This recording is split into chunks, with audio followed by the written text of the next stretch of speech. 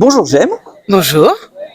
Alors nous sommes en compagnie de Jem, j'imagine que c'est un pseudo, au Salon de Logne, édition 2025, et Jem fait dans la littérature de l'imaginaire. Tout à fait. Alors, par exemple, est-ce que tu peux nous parler d'un de tes romans? J'en vois un qui est par exemple chez Rivière Blanche, un éditeur bien connu. Alors, chez Rivière Blanche, c'est pas tout à fait de l'imaginaire, c'est un polar avec une pointe de fantastique. Ouais, bah il y a du fantastique, donc Voilà, c'est dans une l'imaginaire. petite pointe de fantastique. C'est mon tout premier roman publié, Oui, parce que le regretté Philippe Ward m'avait fait confiance. oui, le regretté Philippe Ward, Ouais. je confirme. En fait, quand j'ai commencé à écrire Lila Noire, j'étais sur la Dame Blanche. La Dame Grise, pardon. Madame Grise. Mais Lila Noire est venue un peu comme un chien dans un jeu de quilles, chambouler tout ça en s'imposant. Ça arrive des fois. Et donc, il a fallu que je le finisse avant de pouvoir continuer la Dame Grise. En plus, ce sont deux genres totalement différents, même s'il y a de l'enquête aussi dans la Dame Grise. Donc la Dame Grise, qui est un roman de Urban Fantasy, Urban Fantasy, ok. qui se passe essentiellement en France. Et où en France du coup? Centre Val de Loire. Donc c'est la région d'où vous êtes originaire? Alors moi, non, pas du tout. Moi, je suis originaire du 78 à la base. Oui, Et nous vivons dans le 95. ok. Mais Ça, c'est typiquement parisien. Vous donnez les numéros. Moi, je dis pas, je vis dans les 89. Je dis, je suis dans Lyon. Ça me viendrait même donc pas à en l'idée. Val d'Oise, Voilà. enfin Yvelines et Val Non, mais je note, vous n'êtes pas la seule.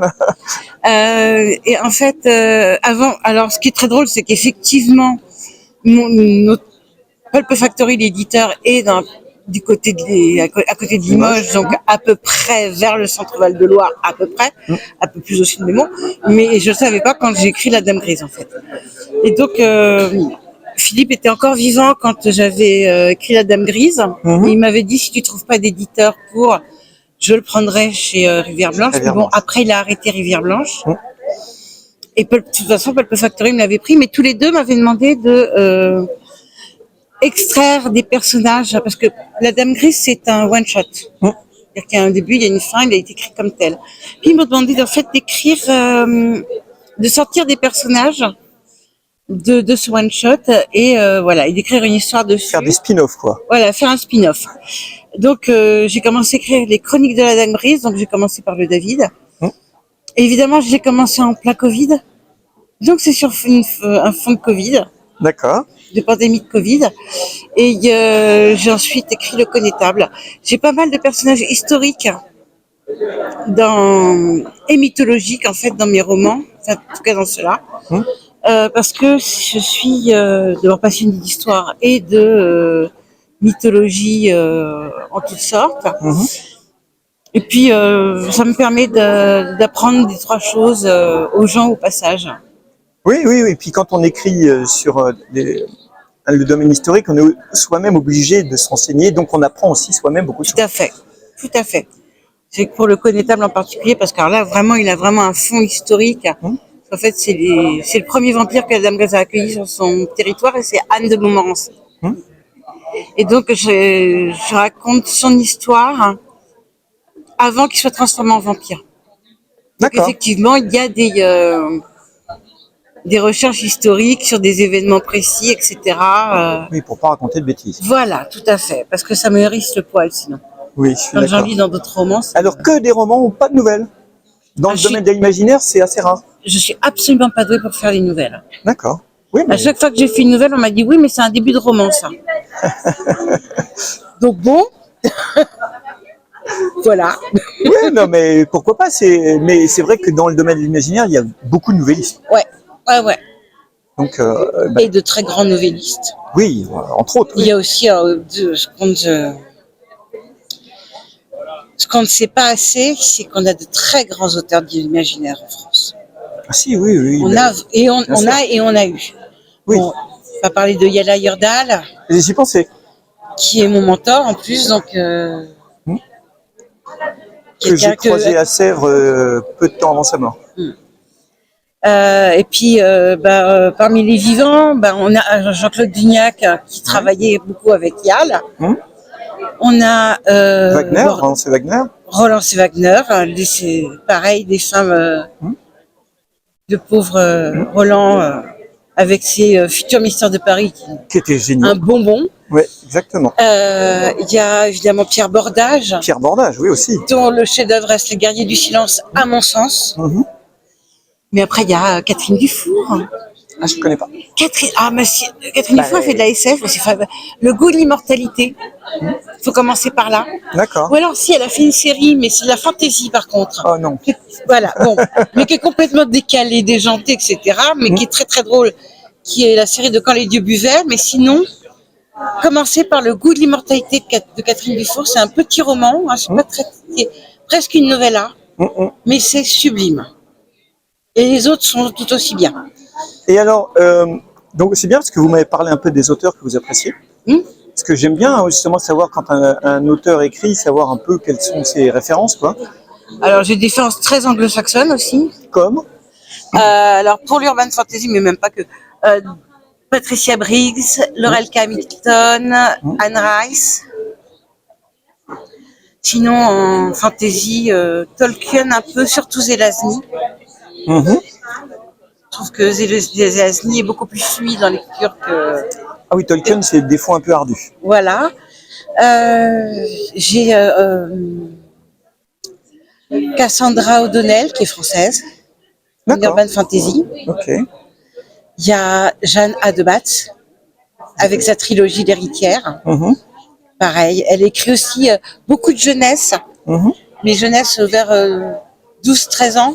Ouais. Il y a des trucs sublimes, il faut absolument aller regarder.